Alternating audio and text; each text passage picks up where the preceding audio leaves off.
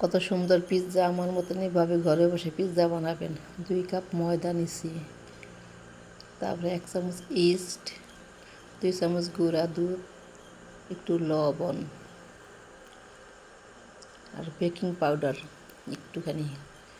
তারপরে ভালো করে মাখাইয়া আবার তেল দিয়ে ভালো করে মাখাইতে হবে।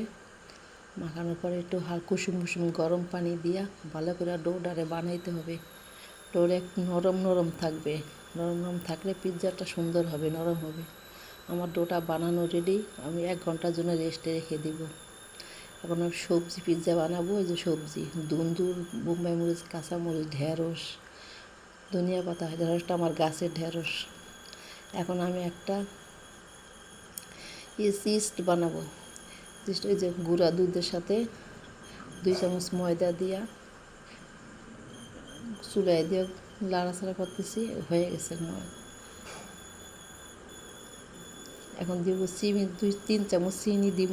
চিনি দিয়ে লাড়াচাড়া কইরা তারপরে নামায় ফেলাম। হয়ে গেছে আমার চিজ। এখন প্লেটে আমি তেল মাখবো।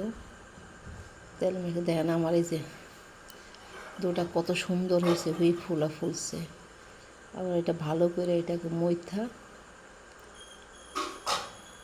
যাতে ভিতরে যাতে বাতাস না থাকে, হাত দিয়ে ভালো করে গোল করে একটা ডো বানায় প্লেটের উপরে রাখা এভাবে মেলা দিতে হবে। আর এইভাবে কাটা চামচ দিয়ে আস্তে আস্তে করে এভাবে কেচে কেচে দিতে হবে। কেচলে পরে সসটা ভিতরে যাবে, নাহলে যাবে না। এখন সস দিয়ে দিতেছি আমি। সসটা এখন চামচে সুন্দর করে মাখায় দিতেছি। মাখাইয়া এর উপরে আমি যে গরুর গোশ, সবজি, এগুলো সব কাইটে একসাথে করছি, সব কিছু মিলাইয়া এখন এগুলোটা আমি দিয়ে দিতেছি এর উপরে। গরু গোশ, দুল, গাজর, তারপরে ঢেঁড়স দিয়ে উপর দিয়ে সাজায় দিব, দিয়ে ভালো করে মিলিয়ে দিতেছি। এই যে এখন আবার চিজ দিয়ে দিব, দিয়ে আবার এই যে আবার সুন্দর করে আস্তে আস্তে করে চামচ দিয়ে মিলিয়ে দিব। এখন ঢেঁড়স দিয়ে আস্তে আস্তে করে সাজায় দিব উপর দিয়ে এক এক করে। আমার হয়ে গেছে। এখন আমি ধনিয়া পাতা দিতেছি। ধনিয়া পাতা দাও আমার শেষ। এখন মাঝখানে একটু সস দিয়ে দিব।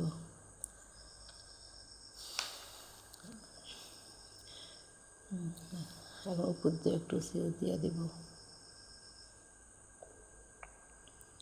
হয়ে গেছে আমার। এখন আমি বড় একটা পাতিলের ভিতরে, পাতিলে কিছু বালু দিছি, দেওয়ার পরে একটা স্ট্যান্ড দিছি, স্ট্যান্ড দিয়া তারপরে ওইটাকে এই পিৎজার প্লেটটা বসাইছি। আমার 1 ঘন্টা পর আসছি, এখন আমার পিৎজা হয়ে গেছে। কত সুন্দর পিৎজা। এভাবে পিৎজা বানায় ঘরে খাবেন। সুস্বাদু একটা পিৎজা, মজার পিৎজা, সবজি পিৎজা। সবজি দিয়ে বানায় খায় দেখেন কত স্বাদ।